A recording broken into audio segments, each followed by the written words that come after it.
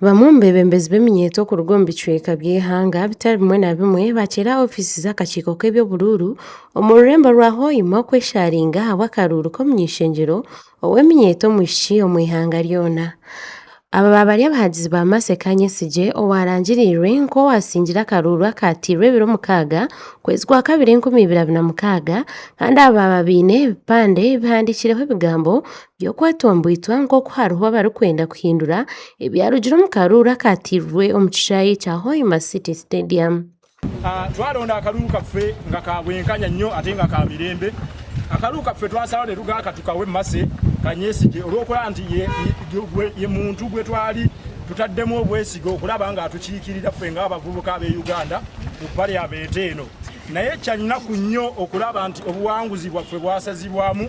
We belong, we are the youth of this nation. If we are saying we are going to build this nation and then one candidate, one sole person pretending to be a youth, they come and say the president has ordered there should be a recount, which recount happens even before the court. Stephen Ndiamhachi okurwa muri mbaro abari mu kesharinga nagira ngo bakatera akaruuru kurungi bitu natangara okushanga ngo rubaju rwasingwirwe nirugayo kugira ngo akaruuru tukaragenzire kurungi kandi bakirukangira mu koti ekintu ekyari kureba nk'akakodyo ko kuhindura ebyarugire mu karuuru. They had that first confidence, believing they were winning, and maybe out of all this it was a surprise to them that maybe the young people decided differently. So I explore all the stakeholders in this government to come and defend this very cause. That people who are driving their own motives should not really shut down the voices.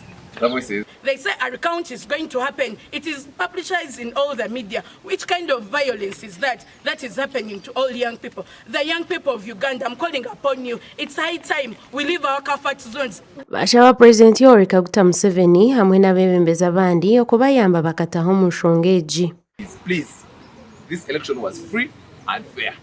What else do we really need to listen? Explore whoever is interested in this case, the President of the Republic of Uganda, His Excellency Yoweri Kaguta Museveni Tumuhaburwa, the Speaker of Parliament, and among, and whoever to come out and defend the genuine vote of the young people, the mandate of the young people should not be shattered, should not be really overlooked by the people who are driving their own interests. Okwesharinga okutwamara bwire buringwa habw'okuba omumagingo g'okwesharinga polisi niho yikira aha mwanya ogu abantu kwakwiruka buri omwe akahunzi ageye kandi itwaza kuhurra amakuru aga embeera yaaba eri omu buteeka kandi ab'ebyokwerinda baaba batakarugireyo kubaho eki bagamba nshonga egi.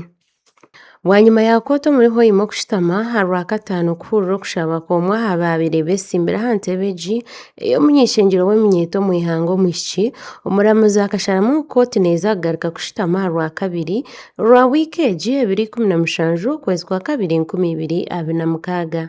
Amakuru agashakwa Gad Asaba omuri Hoima.